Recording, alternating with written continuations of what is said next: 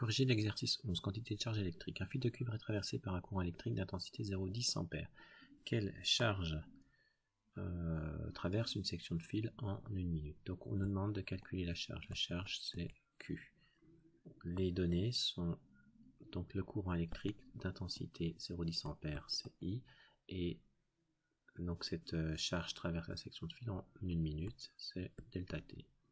D'après le cours, on sait que le débit de charge, c'est I, qui est égal à Q sur delta T. On veut calculer Q, donc Q est égal à I fois delta T. Les unités sont les suivantes. On va avoir Q en coulomb, si I est en ampères, et delta T en secondes. On fait l'application numérique, Q est égal à 0,10 fois, on traduit, donc, on convertit la minute en secondes, donc fois 60, ce qui va donner Q égale 6,0 coulomb. Donc le résultat, on le souligne et on encadre la formule utilisée. Deuxième question, combien d'électrons sont nécessaires pour obtenir cette charge? Donc il faudra exprimer ensuite ce nombre d'électrons en nombre de moles, donc une quantité de matière en nombre de moles. Donc la première chose, c'est déjà de calculer le nombre d'électrons. Le nombre d'électrons, la charge Q, est reliée au nombre d'électrons par la formule Q égale N fois E. En effet, la charge qui traverse une section de fil, ça sera le nombre d'électrons multiplié par la charge d'un électron. On sait que la charge d'un électron, c'est E, c'est-à-dire 1,6 fois 10 puissance moins 19 coulombs, c'est la charge élémentaire. Donc pour avoir le nombre d'électrons N, on fait N est égal à Q sur E. Ça nous donnera le nombre d'électrons. Ça nous donne un nombre d'électrons, mais pas une quantité de matière d'électrons exprimée en mol. Pour l'exprimer en mol, N, ça sera égal au nombre d'électrons divisé par le nombre d'Avogadro, qui est le nombre d'entités dans une mole.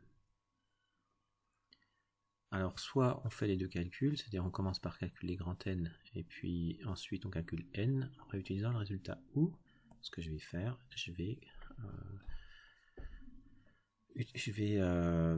remplacer dans la deuxième formule le grand N par sa formule qui est juste avant. Donc ça va nous donner N est égal à, donc grand N c'est Q sur E, et je divise par NA. Et en fait ça revient à faire N est égal à Q sur E fois NA.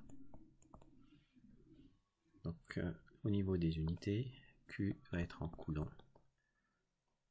Ici, E c'est en coulomb et Na c'est en mol moins 1, ce qui nous donnera bien, effectivement, coulomb divisé par des coulombs, ça nous donnera 1, 1 divisé par des mols moins 1, ça nous donne des mols. Donc c'est correct. Il ne nous reste plus qu'à faire l'application numérique. Donc N est égal à 6,0 divisé par 1,6 fois 10 puissance moins 19, multiplié par 6,022 fois 10 puissance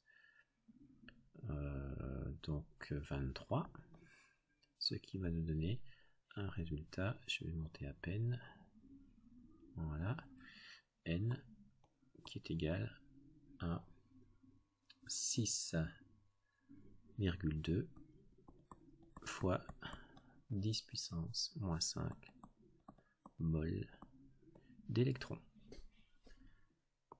Donc on a notre résultat et on a utilisé la formule suivante pour l'obtenir.